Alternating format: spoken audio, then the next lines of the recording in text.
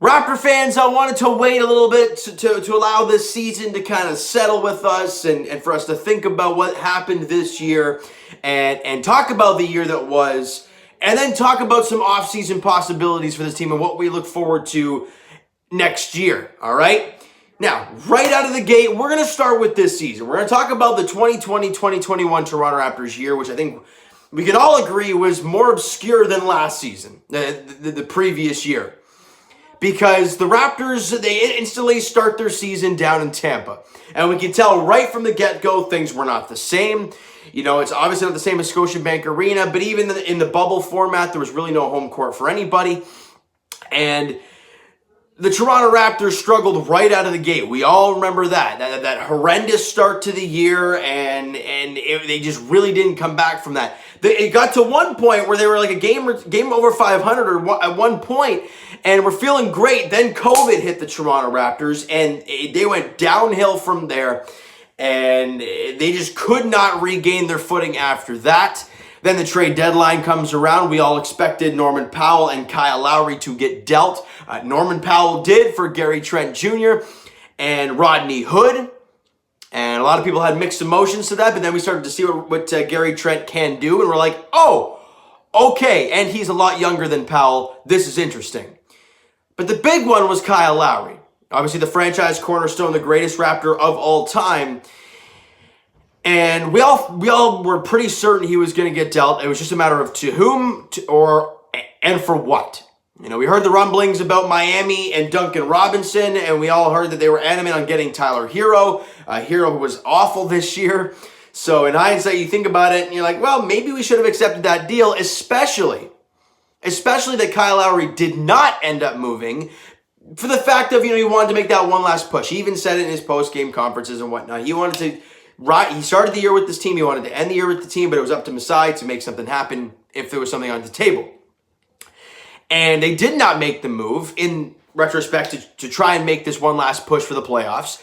Obviously, that didn't work. Kyle Lowry did not play many games. So if you look back at that trade deadline now, you're like, well, he didn't play for us. And if he leaves in the offseason, then why didn't you take that trade? Now, obviously, in that moment, I understand them not making the trade. I get it. The fact that he did not play barely anything the rest of the year and the team didn't make the playoffs, yeah, it's a little bit of a weird ending to his career with the Toronto Raptors if, in fact, he does end up leaving. Because it's obviously not all set in stone. He is the cornerstone of this franchise. We're all kind of sitting here waiting, right? Because Raptor fans, we understand this year we had the 7th worst record in the NBA. Was not a pretty year by any means. Your center, your bigs, your 4 and your 5 were not good all year long. More or less the 5 position. Losing Gasol, losing Ibaka last year's offseason really hurt this team. And you bring in Aaron Baines expecting something massive. Well, you didn't get anything from Aaron Baines. You bring in Khem Birch. He seems to solidify that spot, but it was at that point of the year where the Raptors were pretty much down and out, and it was just not a pretty end to the year overall. But great signs from Khem Birch, the Canadian kid, going out there in his time with the Toronto Raptors and doing a great job.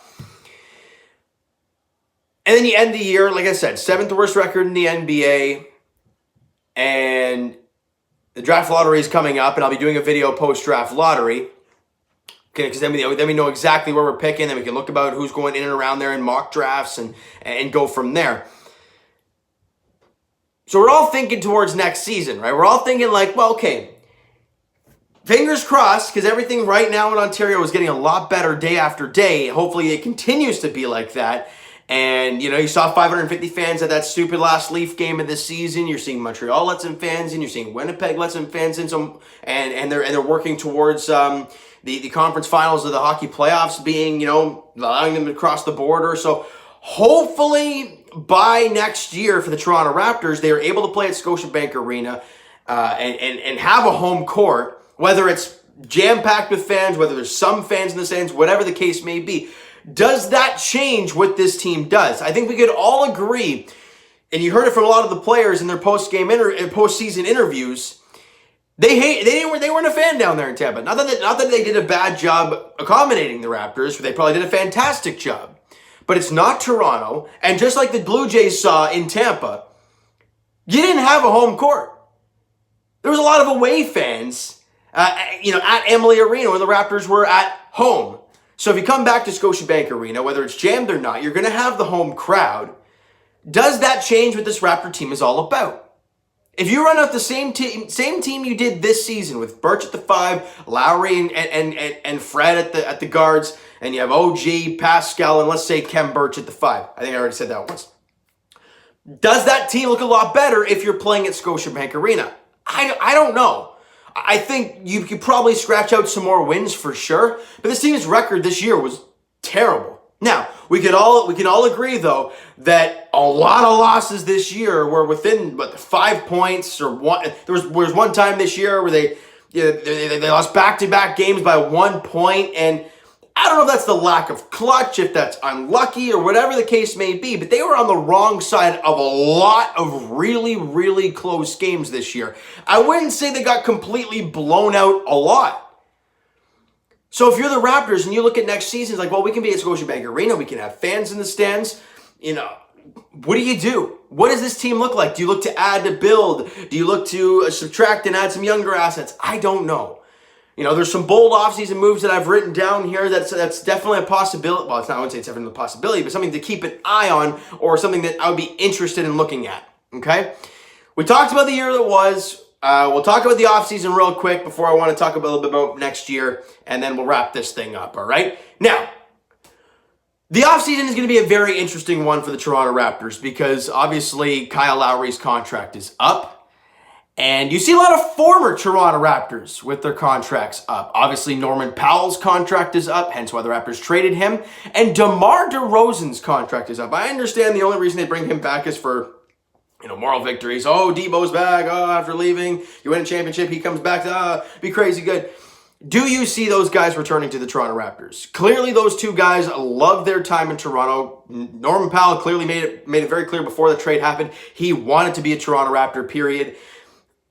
Do they come back? Now, Powell's playing some really good basketball. He's going to want the pretty bucks. Are you willing to do that? DeMar DeRozan, obviously, I think on the other side of 30 now, so do you want to dish out a contract to that? I don't know. That's just something I wanted to throw out to you guys, and you guys can let me know your thoughts. Now, these are some free agent possibilities that I wrote down. First off, it's re-signing Kem Birch. I think the way he played for this team this year, no matter how many minutes, no matter how many shots or touches he got, he looked a lot better than what we saw from guys like, Aaron Baines and Alex Len when he was here. I think we can all agree that bringing back Kem Birch, considering he's Canadian as well, and he probably wants to be here, in Toronto actually, wouldn't be opposed to bring back Kem Birch. Do you see that happening? Let me know. There's some other guys at the 5 because I think we can all agree that is the primary focus for the Toronto Raptors. They have all kinds of other guys who can make things happen, right? We've seen, Pascal can play the 4. That's not a big deal. He can find a way to make that stuff happen. OG at the 3, Fred at the 1, and then you have Gary Trent at the 2 or something along those lines. You can make something happen. So the 5 positions the big issue. It was the issue all year long. You added Kem Birch, you added Freddie Gillespie in there. Do you run back next year with those two guys? I mean, obviously Freddie Gillespie got the 2-year contract, so he's going to be here. Obviously Kem Birch right now is a UFA, but they can re-sign him, and clearly with him coming to the Toronto Raptors, like right after he got released by the Orlando Magic, all the reports, Toronto, and here he is. He clearly wanted to be here. So the question is, do you re-sign him and bring him back? That's one question. Another thing to look at, do you look at a guy like Andre Drummond, who is obviously a trade target possibly at the deadline or whatnot, and he's a free agent at the end of the season playing with the Los Angeles Lakers right now? Do you look at that type of move? Do you look at a Cody Zeller from the Charlotte Hornets? Do you look at an Enes Kanter, who very underratedly is a really good rebounder and a really good paint presence? But again, is he a guy that you dish out some money for in free agency at the 5? I don't know. Do you maybe get even more bold and look to Chicago Bulls and say, hey, Lauri Markkanen really hasn't grown to maybe what you guys believe he can be. We make that, he's an RFA this year. Do you make a trade with the Chicago Bulls and bring in a guy like Lauri Markkanen? I don't know. Another bold one, which is probably one of the hottest takes you can possibly have. It's obviously 95% not going to happen. But Kawhi Leonard has an opt-out after this season with the Los Angeles Clippers. And they're on the verge. I mean, obviously, as of right now I'm recording this, the Dallas Mavericks are up 3-2 in that series in round 1. Can you imagine if Dallas eliminates them and they're out in round 1? They were out in round 2 last year. They were out in round 1 this season. Does Kawhi opt out and come back to Toronto? I doubt it. But I'm just saying, do you guys maybe look at that as something that's a very interesting take? If there's anybody else in the free agent market that you guys have seen and like, hey, this is a bold signing or this is a bold trade that I've looked at and this is an idea that I have, let me know in the comments. This video is not really about me rambling on, as I probably already have, but this is about you guys going in the comments and voicing your opinions, all right? If you want to go to the draft and say, hey, I really like this. If we stay at 7, I really like this guy for the Toronto Raptors, and why you like him, let me know in the comments. This is about you guys going down there and voicing your opinions and voicing what you think the Raptors next year are going to do if they stay packed with this team. Everything, guys. Go nuts in the comments below. And another free agent that I have always liked and I think would be a fantastic player to have in this locker room, whether he comes here or not, I highly doubt it, but JJ Redick, a guy who's a fantastic three-point shooter. Obviously a veteran guy. He's, 36 years old now, obviously, but you won't want some massive deal. Just coming off the year with the New Orleans Pelicans, he shot 39% from three. He's a career 41% three-point shooter, good 3-and-D guy. And if he doesn't play a whole lot, that is a veteran presence that I damn sure want on this team to have around. Now, is that something you look at and say, hey, that's one guy I want? Let me know, guys. I want to get your opinions on everything. And I think the giant question mark that all Raptor fans have, other than Kyle Lowry, is Masai Ujiri. What is the future for Masai? Does he stay around? Did he keep Kyle Lowry around to ride out into the sunset with his guy? I don't know. And I'm just very curious to see what happens in the near future with Masai Ujiri. I want to get your guys' thoughts in the comments below. What do you think? Do they re-sign Masai? You hear that obviously Bobby Webster got his contract. So just, Masai and Bobby link up together and say, hey, let's get this thing done. Let's sign this contract. Oh, it's not Masai and Bobby, but they get their contracts done together and they work on this team moving forward. Or does Masai say, I want a different test and go somewhere else? That's a big question mark. I don't know. What do you guys think? Let me know in the comments below, right? So, and also, guys, the last thing before I wrap this thing up, I truly believe, now this is a hot take. You might agree, you might not agree. If the Raptors are back at Scotiabank Arena this upcoming year and they're healthy, they can be right back in the playoffs. You have fans in the stands. We all know what the Raptors' home records look like in years past and how good they are in front of Scotiabank Arena fans. And what are the odds of them losing that many tight games all year long? That's not very high. So it's going to be really interesting to see, but I think it's very doable that if they stay packed with this roster and they have a full Scotiabank Arena next year, don't be surprised if the Raptors are in the playoffs again. But if that's the case, what do you add this year? What do you subtract? What do you trade away? I don't know. And that's what you guys are here for. Let me know in the comments below, guys. All right, so that is going to do it for this one. If you enjoyed the video and you enjoyed talking a little bit of basketball during this tough time as a Leaf fan, and Jays fans are enjoying it right now with the back-to-back W's, but if you're enjoying talking about basketball again, Toronto Raptor basketball, smack that like button to appreciate that. Hit the subscribe button if you have not done so already, guys. Comment down below your thoughts on the video, your take on this past year, 2020-2021 season, your thoughts on the draft, your thoughts on the off-season acquisitions, trades, signings, whatever, and your expectations for next year for the Toronto Raptors. I want to get all those thoughts in the comments below, guys. Go nuts. Twitter's down below for myself. Send me a DM, do all that great stuff. The Instagram link is down below, so follow up there if you have not done so already. And I will talk to you guys. Leafs edition will be, I'm assuming it's on Monday, as we'll be talking, I guess the season wrap-up. At that point, would it be a week's time?